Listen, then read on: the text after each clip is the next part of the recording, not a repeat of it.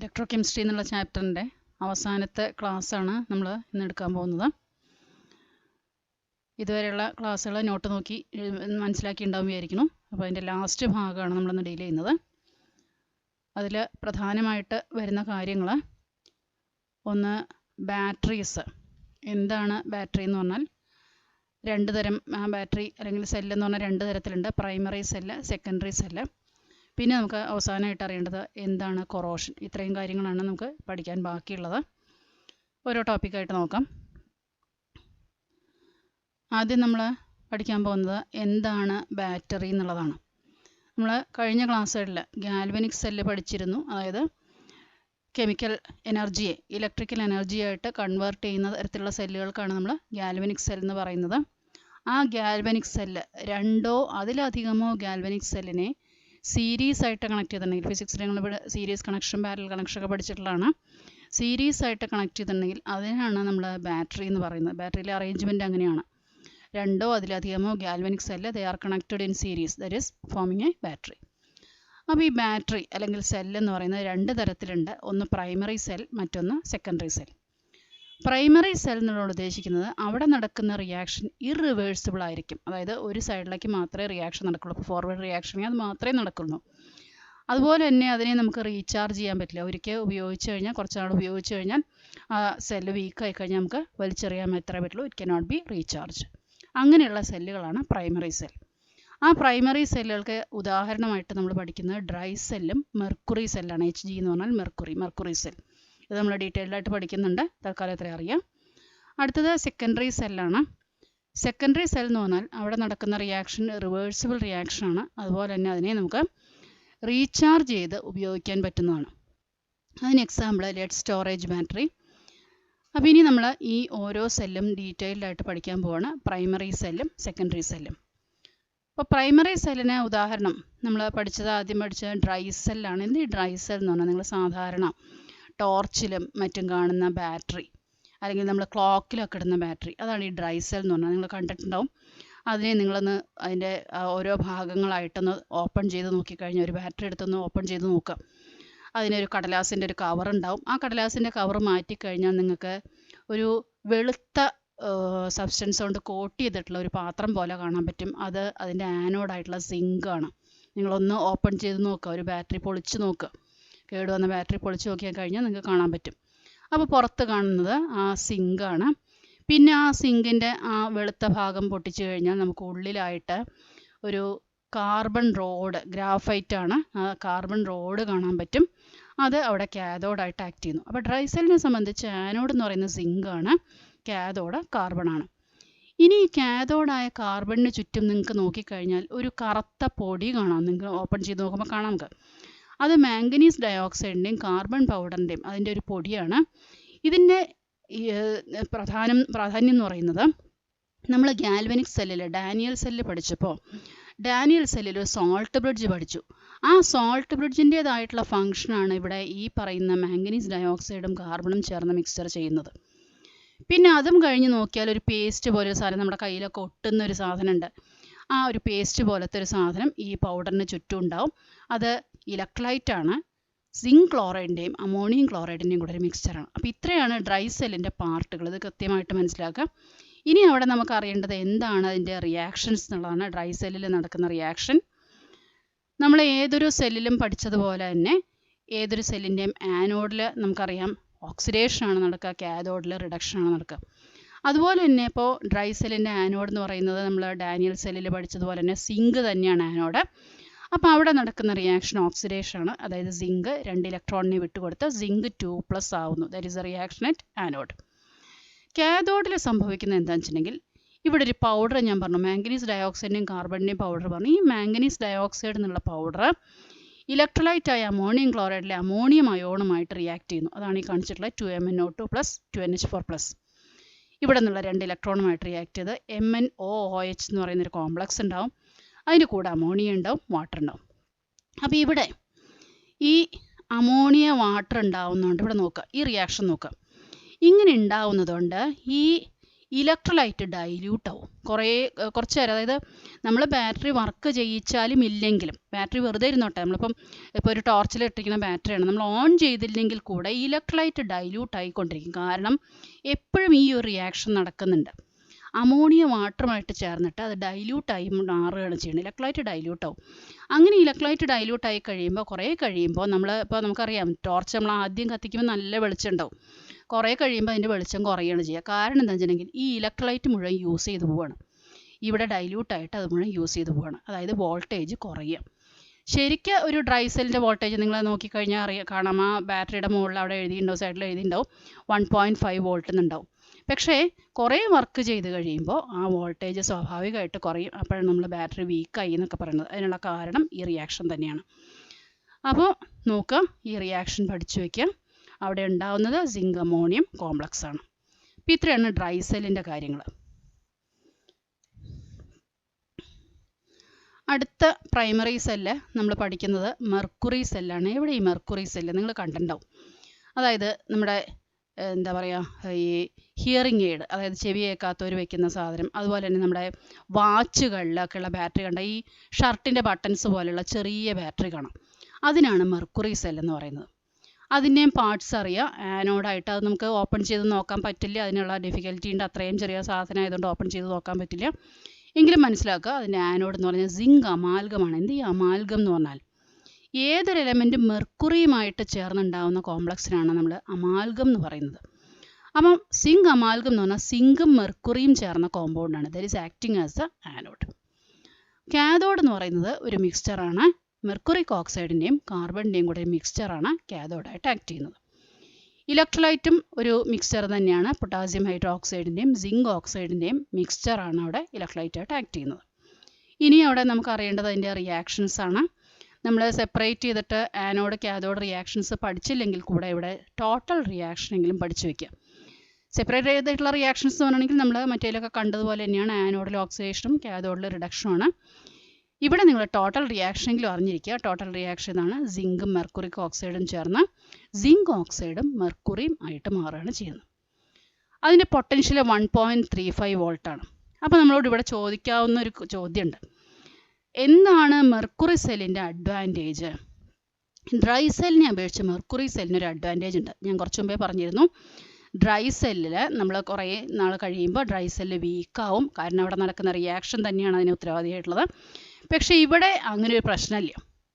ഇവിടെ ഈ റിയാക്ഷൻ അനുസരിച്ച് അതിൻ്റെ കോൺസെൻട്രേഷൻ ഒന്നും മാറ്റം വരുന്നില്ല. അതുകൊണ്ട് ഈ മെർക്കുറി സെല്ല് എത്ര നാൾ വർക്ക് ചെയ്യുന്നു അത്രയും നാൾ ഈ പറഞ്ഞ 1.35 വോൾട്ട് എന്നുള്ള പൊട്ടൻഷ്യൽ അതിനെ നിലനിർത്താനുള്ള കഴിവുണ്ട്.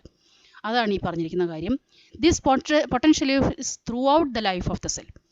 എത്ര നാൾ ആ ബാറ്ററി അല്ലെങ്കിൽ ആ സെല്ല് ജീവിച്ചിരിക്കുന്നുണ്ടോ, എത്ര നാൾ അത് വർക്ക് ചെയ്യുന്നുണ്ടോ, അത്രയും നാൾ അതിൻ്റെ പൊട്ടൻഷ്യൽ തന്നെയായിരിക്കും, 1.35 വോൾട്ട് ആയിരിക്കും. അപ്പോൾ ഇതാണ് ഈ മെർക്കുറി സെല്ലിൻ്റെ ഒരു അഡ്വാൻറ്റേജ്. അത് അറിഞ്ഞിരിക്കാം. ഡ്രൈ സെല്ലിനെ അപേക്ഷിച്ച് മെർക്കുറി സെല്ലിനുള്ള അഡ്വാൻറ്റേജ്. അപ്പോൾ അതുപോലെ തന്നെ യൂസ് ചെയ്യുന്നത് വാച്ചുകളിൽ, അതുപോലെ ഹിയറിംഗ് എയ്ഡ്സിൽ. അപ്പോൾ ഇത്രയാണ് നമ്മുടെ പ്രൈമറി സെൽ എന്ന് പറയുന്നത്. അടുത്ത നമുക്ക് പഠിക്കാനുള്ള സെക്കൻഡറി സെല്ലാണ്. അതായത് നമുക്ക് വീണ്ടും റീചാർജ് ചെയ്ത് ഉപയോഗിക്കാവുന്ന, അതായത് റിവേഴ്സിബിൾ റിയാക്ഷൻ നടക്കുന്ന അത്തരം സെല്ലുകളാണ് സെക്കൻഡറി സെല്ലുകൾ. അതിന് എക്സാമ്പിൾ ലെഡ് സ്റ്റോറേജ് ബാറ്ററിയാണ്. ലെഡ് സ്റ്റോറേജ് ബാറ്ററി എന്ന് പറഞ്ഞാൽ നമ്മുടെ വാഹനങ്ങളിലൊക്കെ യൂസ് ചെയ്യുന്ന വലിയ ബാറ്ററിയാണ് ലെഡ് സ്റ്റോറേജ് ബാറ്ററി. അപ്പോൾ അതിൻ്റെ പാർട്സ് ആദ്യം അറിയണം. ആനോഡ് എന്ന് പറയുന്നത് ലെഡാണ്, കാഥോഡ് ലെഡ് ഡയോക്സൈഡ് ആണ്. അതുപോലെ തന്നെ അവിടെ ഇലക്ട്രോലൈറ്റ് എന്ന് പറയുന്നത് 38% സൾഫ്യൂരിക് ആസിഡാണ്. ഇനി അതിൻ്റെ റിയാക്ഷൻസ് ആണ് നമുക്ക് അറിയേണ്ടത്. അത് സെപ്പറേറ്റ് ആയിട്ട് തന്നെ പഠിക്കാം. ആനോഡിലെ ഓക്സിഡേഷനും കാഥോഡിലെ റിഡക്ഷനും നമുക്കറിയണം. ആനോഡായ lead SO4 ion. SO4 ion എന്ന് പറയുന്നത് ഇലക്ട്രോലൈറ്റിൽ നിന്ന് വരുന്ന അയോണാണ്. അതുമായിട്ട് റിയാക്ട് ചെയ്ത് ലെഡ് സൾഫേറ്റ് ആയിട്ട് മാറും. അതിൻ്റെ കൂടെ 2 ഇലക്ട്രോൺ അത് ഡൊണേറ്റ് ചെയ്യും. കാഥോഡ് എന്ന് പറയുന്ന ലെഡ് ഡയോക്സൈഡ് ആണ്. അത് സൾഫ്യൂരിക് ആസിഡുമായിട്ട് റിയാക്ട് ചെയ്തിട്ട് ലെഡ് സൾഫേറ്റും വാട്ടറുമായിട്ട് മാറും. അപ്പോൾ ഇവിടെ നടക്കുന്നത് ഓക്സിഡേഷൻ, അടുത്ത കാഥോഡിൽ നടക്കുന്നത് റിഡക്ഷൻ. അപ്പോൾ അതിൻ്റെ ടോട്ടൽ റിയാക്ഷൻ എന്ന് പറയുന്നത് ഇവിടെ നോക്കുക, ലെഡും lead ഡയോക്സൈഡും Pb plus PbO2 plus 2H2SO4 gives 2PbSO4 plus 2H2. ഇതാണ് ടോട്ടൽ സെൽ റിയാക്ഷൻ എന്ന് പറയുന്നത്. അപ്പോൾ ഇവിടെ ഈ ലെഡ് സ്റ്റോറേജ് ബാറ്ററി വർക്ക് ചെയ്ത് വരുമ്പോൾ ഈ ഇലക്ട്രോലൈറ്റായ സൾഫ്യൂരിക് ആസിഡിൻ്റെ കോൺസെൻട്രേഷനിൽ മാറ്റം വരികയാണ് ചെയ്യുക. 38% സൾഫ്യൂരിക് ആസിഡാണ് നമ്മൾ ഇലക്ട്രോലൈറ്റായിട്ട് യൂസ് ചെയ്യുന്നത്. അപ്പോൾ അതിൻ്റെ കോൺസെൻട്രേഷനിൽ മാറ്റം വരും. അപ്പോൾ നമ്മൾ ഈ ബാറ്ററി റീചാർജ് ചെയ്യുക എന്നുള്ളത് ഉദ്ദേശിക്കുന്നത് ഇതിനെ ഒരു ഹൈ പൊട്ടൻഷ്യൽ സോഴ്സുമായിട്ട് കണക്ട് ചെയ്തിട്ട് ഈ പറയുന്ന ഇലക്ട്രോലൈറ്റ് സൾഫ്യൂരിക് ആസിഡ് എന്ന് പറയുന്ന ഇലക്ട്രോലൈറ്റിനെ again we have to bring it into the original concentration, ആ 38%ലേക്ക് വീണ്ടും എത്തിക്കുക. അതാണ് നമ്മൾ റീചാർജ് ചെയ്യുക എന്നുള്ളത് ഉദ്ദേശിക്കുന്നത്. അപ്പോൾ അങ്ങനെ നമുക്ക് റീചാർജ് ചെയ്ത് യൂസ് ചെയ്യാൻ പറ്റും. അടുത്ത് നമുക്ക് പഠിക്കാനുള്ള ഒരു ഭാഗമാണ് ഫ്യൂവൽ സെൽ. എന്താ ഫ്യൂവൽ സെൽ എന്ന് പറഞ്ഞാൽ? അവിടെ അതായത് നമുക്ക് ഇലക്ട്രിക്കൽ എനർജി പ്രൊഡ്യൂസ് തന്നെയാണ് ചെയ്യുന്നത്. പക്ഷേ ആ ഇലക്ട്രിക്കൽ എനർജി ഉണ്ടാവാനായിട്ട് നമ്മൾ ചെയ്യുന്നത് കമ്പസ്റ്റിൻ ഓഫ് ഫ്യൂവൽ, ഇന്ധനങ്ങളെ കത്തിക്കുക. ആ ഫ്യൂവലിൻ്റെ കമ്പസ്റ്റിൻ വഴി ഉണ്ടാകുന്ന എനർജിയാണ് നമ്മൾ എന്താക്കി മാറ്റുന്നത്? ഇലക്ട്രിക്കൽ എനർജിയാക്കി മാറ്റുന്നത്. അങ്ങനെയുള്ള സെല്ലുകൾക്കാണ് നമ്മൾ പറയുന്നത് ഫ്യൂവൽ സെൽ. അതിന് എക്സാമ്പിളായിട്ട് ഹൈഡ്രജൻ ഓക്സിജൻ ഫ്യൂവൽ സെൽ ഉണ്ട്. അപ്പോൾ ഹൈഡ്രജൻ ഓക്സിജൻ ഫ്യൂവൽ സെല്ലിൻ്റെ പാർട്സും അതിൻ്റെ റിയാക്ഷൻസും നമുക്കറിയണം. ഹൈഡ്രജൻ ഓക്സിജൻ ഫ്യൂവൽ സെൽ എന്ന് പറയുമ്പോൾ ഈ ഹൈഡ്രജനെ ഓക്സിജനെയും പിടിച്ച് നമുക്ക് ആനോഡും ക്യാഥോഡും ആക്കാൻ പറ്റില്ല. കാരണം എന്താ, അത് ഗ്യാസസ് ആണ്. അപ്പോൾ ഹൈഡ്രജൻ ആൻഡ് ഓക്സിജൻ പ്രൊഡ്യൂസ് ചെയ്യിക്കുന്ന ഒരു സൊല്യൂഷൻ നമുക്കവിടെ യൂസ് ചെയ്യാനേ പറ്റുള്ളൂ. അപ്പോൾ നമ്മളതുകൊണ്ട് തന്നെ ഇലക്ട്രോഡായിട്ട് കാർബൺ ഇലക്ട്രോഡ് എടുക്കുകയാണ്. ഹൈഡ്രജനും ഓക്സിജനും പ്രൊഡ്യൂസ് ചെയ്യാനായിട്ട് നമ്മൾ എടുക്കുന്ന ഇലക്ട്രോലൈറ്റിക് സൊല്യൂഷൻ എന്ന് പറയുന്നത് സോഡിയം ഹൈഡ്രോക്സൈഡിൻ്റെ സൊല്യൂഷനാണ്. അപ്പോൾ ഇതാണ് അതിൻ്റെ പാർട്സ്. ആനോഡായിട്ടും കാഥോഡായിട്ടും കാർബൺ ഇലക്ട്രോഡ് യൂസ് ചെയ്യുന്നു, ഇലക്ട്രോലൈറ്റായിട്ട് സോഡിയം ഹൈഡ്രോക്സൈഡ് സൊല്യൂഷൻ യൂസ് ചെയ്യുന്നു. ഇനി നമുക്കവിടെ അതിൻ്റെ റിയാക്ഷൻസ് അറിയണം. ഈ റിയാക്ഷൻസ് കാണാതെ പഠിക്കുക, പല പ്രാവശ്യം പരീക്ഷയ്ക്ക് ചോദിച്ചിട്ടുള്ളതാണ്. ഫ്യൂവൽ സെല്ലിൻ്റെ റിയാക്ഷൻസും അതിൻ്റെ അഡ്വാൻറ്റേജസും. ഇവിടെ നോക്കുക, ആനോഡിലേക്ക് ഈ സോഡിയം ഹൈഡ്രോക്സൈഡ് ഇലക്ട്രോലൈറ്റായിട്ട് യൂസ് ചെയ്യുമ്പോൾ ഇവിടെ ഹൈഡ്രജൻ ഗ്യാസാണ് ബബിൾ ചെയ്തിട്ട് ആനോഡിലേക്ക് വരും. ആ ആനോഡിൽ ഉള്ള ഹൈഡ്രജൻ OH മൈനസുമായിട്ട് റിയാക്ട് ചെയ്തിട്ട് 4H2Oയും 4 ഇലക്ട്രോണും ഉണ്ടാവും. ഇതാണ് ആനോഡിൽ നടക്കുന്ന റിയാക്ഷൻ, ദറ്റ് ഈസ് ഓക്സിഡേഷൻ. കാഥോഡിൽ ഓക്സിജൻ ആണ് വരിക. ആ ഓക്സിജൻ വാട്ടറുമായിട്ട് റിയാക്ട് ചെയ്ത് 4OH മൈനസ് ആവും. നമ്മൾ ടോട്ടൽ ചെയ്യുക, അതായത് രണ്ടും കൂടെ കൂട്ടിയാൽ മതി. ഇതാ ഇവിടുത്തെ 2H2 ഉണ്ട്, അത് നമ്മൾ എഴുതി. ഇവിടെ 4OH മൈനസ് ഇവിടെ ഉണ്ട്, ഇവിടെ പ്രൊഡക്റ്റിലുണ്ട്, അപ്പോൾ അത് ക്യാൻസൽ ആയിപ്പോയി. അതാണ് നമ്മളിവിടെ 4OH എഴുതാത്തത്. പിന്നെ ബാക്കി ഇവിടെ എന്താ ഉള്ളത്? 2H2O ഉണ്ട്, പക്ഷേ ഇവിടെ 4H2O ആണ്. അപ്പോൾ നമ്മൾ ഇതിനെ ഇങ്ങോട്ട് എടുത്ത് എഴുതുമ്പോൾ ശരിക്കും 2H2O ആണ് വരും. അപ്പോൾ ഗീവ്സ് എങ്ങനെ വരും? വേറെ ഒന്നും വരില്ല, ഗീവ്സ് വേറെ ഒന്നും വരില്ല. അപ്പോൾ നമ്മൾ ഈ O2 ഇങ്ങോട്ട് എഴുതണം. അതായത് 2H2 + O2, ഈ 2H2Oയെ നമ്മൾ ഇപ്പുറത്തേക്ക് കൊടുക്കുക. ഈ വരുന്ന 2H2O, അതായത് ഇവിടെ ബാലൻസ് വരുന്നത് ഇവിടെയാണ് വരുന്നത്.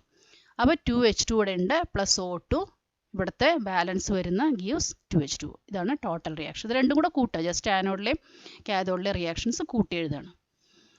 അപ്പോൾ ഈ റിയാക്ഷൻസ് മൂന്നും പഠിച്ചു വയ്ക്കുക. ആനോഡിലെ റിയാക്ഷൻ സെപ്പറേറ്റ് അറിയണം, കാഥോഡിലെ അറിയണം, അതുപോലെ ടോട്ടൽ റിയാക്ഷൻ. ടോട്ടൽ റിയാക്ഷൻ എന്ന് പറഞ്ഞാൽ ഇത്രയേ ഉള്ളൂ, വാട്ടർ ഫോം ചെയ്യണം. ഹൈഡ്രജനും ഓക്സിജനും ചേർന്ന് വാട്ടർ പ്രൊഡ്യൂസ് ചെയ്യുന്നു, അതിൻ്റെ ഒപ്പം തന്നെ ഇലക്ട്രിക്കൽ എനർജി ഉണ്ടാവുകയാണ് ചെയ്യുന്നത്. അതുപോലെ തന്നെ ഫ്യൂവൽ സെല്ലിൻ്റെ പ്രത്യേകത എന്ന് പറയുന്നത്, അതിൻ്റെ അഡ്വാൻറ്റേജസ് എന്ന് പറയുന്നത്, അതിന് ഏകദേശം 70% എഫിഷ്യൻസി ഉണ്ട്. അതുപോലെ തന്നെ ഇത് പൊള്യൂഷൻ ഫ്രീ ആണ്. ആ അഡ്വാൻറ്റേജസ് അറിഞ്ഞിരിക്കും. അപ്പോൾ ഇത്രയാണ് നമുക്ക് സെല്ലുകളെ പറ്റി പഠിക്കാനുള്ളത്. ഇനി അവസാനമായിട്ട് ഈ ചാപ്റ്ററിൽ പഠിക്കാനുള്ളൊരു ഭാഗം എന്ന് പറയുന്നത് കൊറോഷനാണ്. എന്താ കൊറോഷൻ എന്ന് പറഞ്ഞാൽ? Destruction of a metal due to reaction with air and moisture എന്ന് പറഞ്ഞാൽ, ഇപ്പോൾ നമ്മൾ എക്സാമ്പിൾ എഴുതിയിട്ട് റസ്റ്റിംഗ് ഓഫ് അയൺ, ഇരുമ്പ് തുരുമ്പ് പിടിക്കുക. നമ്മൾ കുറേ കാലം ഒരു ഇരുമ്പ് സാധനം വെറുതെ പുറത്തിട്ടുണ്ട്, അപ്പോൾ എയറും അതുപോലെ തന്നെ ഈർപ്പവും ആയിട്ടുള്ള കോണ്ടാക്റ്റ് വരുന്നു, അങ്ങനെ അത് തുരുമ്പ് പിടിക്കും. അങ്ങനെ ആ തുരുമ്പ് പിടിക്കുക എന്ന് പറഞ്ഞാൽ നമുക്കറിയാം, ഒരു തുരുമ്പ് വരിക എന്ന് പറഞ്ഞാൽ എന്താ, ആ മെറ്റൽ നശിക്കുകയാണ് ചെയ്യുന്നത്. അപ്പോൾ നാശമാണ്, ഒരു മെറ്റലിൻ്റെ നാശമാണ്. എങ്ങനെയാണ് നശിക്കുന്നത്? എയർ ആൻഡ് മോയ്സ്ചർ ആയിട്ടുള്ള കോണ്ടാക്റ്റ് ഉണ്ട്, എയറായിട്ടും ഈർപ്പവുമായിട്ടുള്ള കോണ്ടാക്റ്റ് ഉണ്ട്. ഒരു മെറ്റൽ നശിക്കുന്നതിനാണ് പറയുന്നത് കൊറോഷൻ. അപ്പോൾ കൊറോഡ് ചെയ്യുക എന്നുള്ള വാക്കിൻ്റെ അർത്ഥമാണ് നശിക്കുക.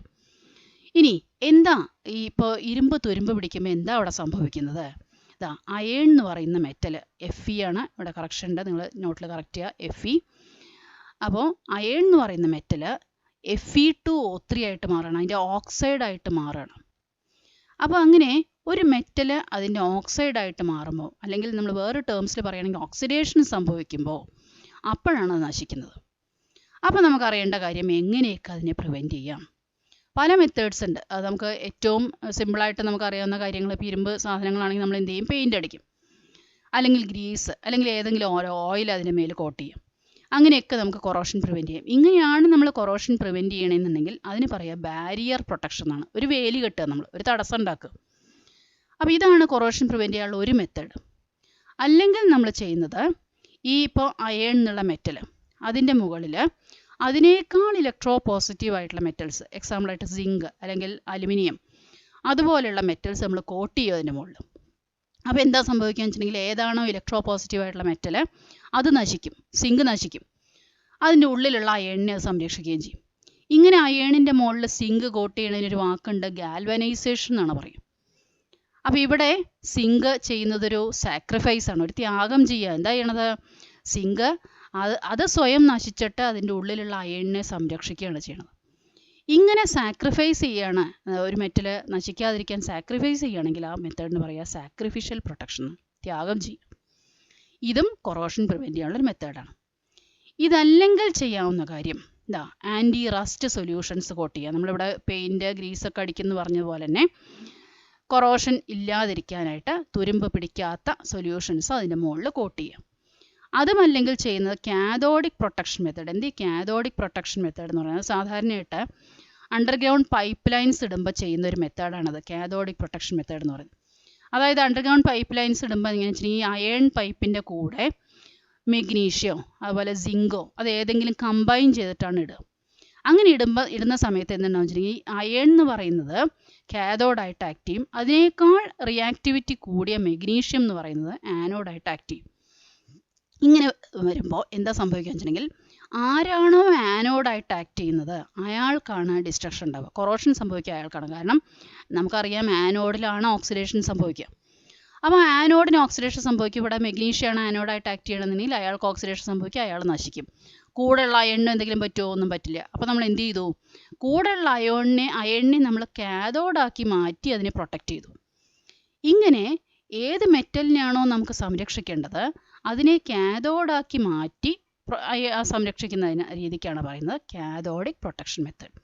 ഇങ്ങനെ നമുക്ക് കൊറോഷൻ പ്രിവെൻറ്റ് ചെയ്യാൻ 4 മെത്തേഡ്സ്. ഒന്നുകിൽ പെയിൻറ്റ് അല്ലെങ്കിൽ ഗ്രീസ് അടിക്കുക, അല്ലെങ്കിൽ സാക്രിഫിഷ്യൽ പ്രൊട്ടക്ഷൻ എന്നുള്ള മെത്തേഡ് യൂസ് ചെയ്യാം, അതുമല്ലെങ്കിൽ ആൻറ്റി റസ്റ്റ് സൊല്യൂഷൻസ് കോട്ട് ചെയ്യാം, അതുമല്ലെങ്കിൽ നമുക്ക് ചെയ്യാവുന്നത് കാഥോഡിക് പ്രൊട്ടക്ഷൻ മെത്തേഡ്. ഇത്രയാണ് കൊറോഷൻ പ്രിവെൻറ്റ് ചെയ്യാൻ യൂസ് ചെയ്യുന്നത്. ഇതോടെ നമ്മുടെ ചാപ്റ്റർ കഴിഞ്ഞു. Thank you.